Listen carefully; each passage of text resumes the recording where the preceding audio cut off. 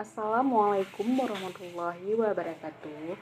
Di sini kami akan mempresentasikan hasil dari kerja kelompok kami yang beranggota saya sendiri Fitriana dan teman saya Bayu Hanan. Judul dari kelompok kami adalah pengendalian kualitas dan di sini saya akan menjelaskan tentang pengertian pengendalian kualitas.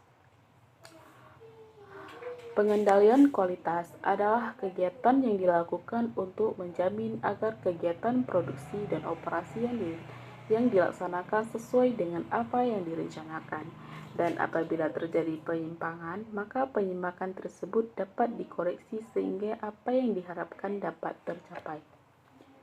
Dan kegiatan yang dilakukan untuk memantau aktivitas dan memastikan kinerja sebenarnya. Dan selanjutnya, tujuan pengendalian kualitas. Yang pertama, ada produk akhir mempunyai spesifikasi sesuai dengan standar mutu atau kualitas yang telah diterapkan.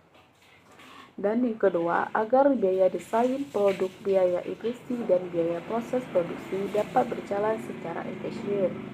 Yang ketiga, ada prinsip pengendalian kualitas, yang merupakan upaya untuk mencapai dan meningkatkan proses yang dilakukan secara terus-menerus untuk menganalisis agar menghasilkan informasi yang dapat digunakan untuk mengendalikan dan meningkatkan proses, sehingga proses tersebut memiliki kemampuan atau yang dimaksud dengan kapabilitas untuk memenuhi spesifikasi produk yang diinginkan oleh pelanggan.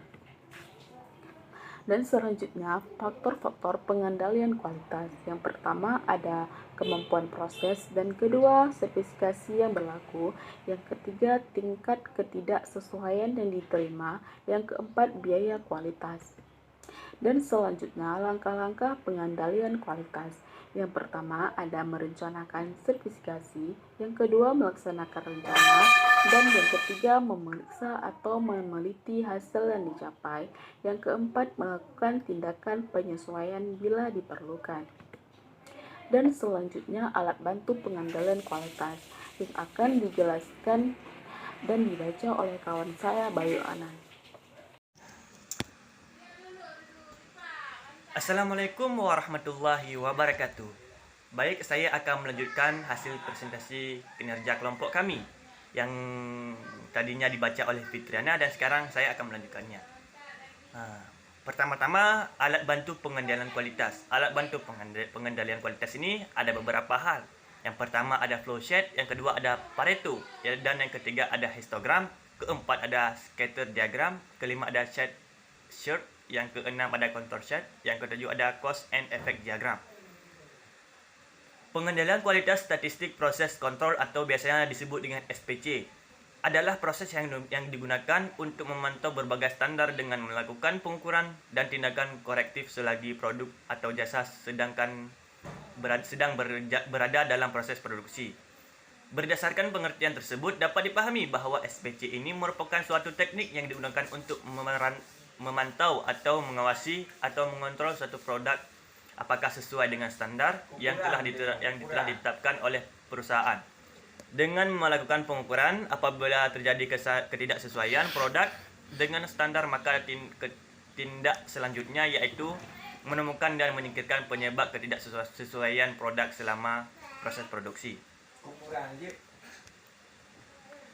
Dan selanjutnya ada pembagian pengendalian kualitas statistik. Yang pertama ada grafik kendali untuk variabel. Contohnya berat, kecepatan, panjang atau kekuatan. Grafik kendali untuk rata-rata, exert, dan kisaran R digunakan untuk memonitor proses yang dimiliki dimensi yang berkelanjutan. Grafik X atau exert memberitahukan kepada kita apakah perubahan yang terjadi dalam kecenderungan sentral atau rata-rata dari suatu proses penyebaran. Sementara itu, R-set adalah yang mengukur benda nilai terendah. Pembagian pengendalian kualitas statistik. Yang pertama ada grafik kendali untuk variabel, contohnya berat, kecepatan, panjang atau kekuatan. Grafik kendali untuk rata-rata exert dan kisaran R digunakan untuk memonitor proses yang dimiliki dimensi yang berkelanjutan. Grafik X atau X-shirt memberitahukan kepada kita apakah perubahan yang terjadi dalam kecenderungan sentral rata-rata dari sesuatu proses penyebaran. Sementara itu, kasih warna mic.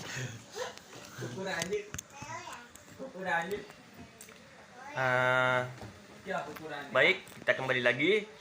Grafik X atau X-shirt memberitahukan kepada kita apakah perubahan yang terjadi dalam kecenderungan sentral rata-rata dari suatu proses penyebaran. Sementara itu, X-shirt atau rank yang mengukur beda nilai terendah. Yang kedua ada grafik kendali untuk atribut. Atribut ada yang baik atau buruk mengikuti distribusi binominal.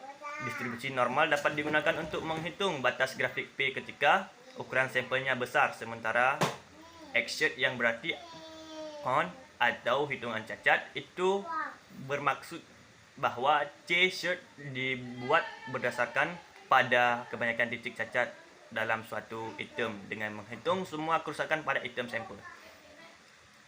Baik, cukup sekian hasil presentasi kami, semoga bermanfaat dan jangan lupa like dan subscribe YouTube kami supaya bisa mengembangkan channel kami. Sekian dan terima kasih. Assalamualaikum warahmatullahi wabarakatuh.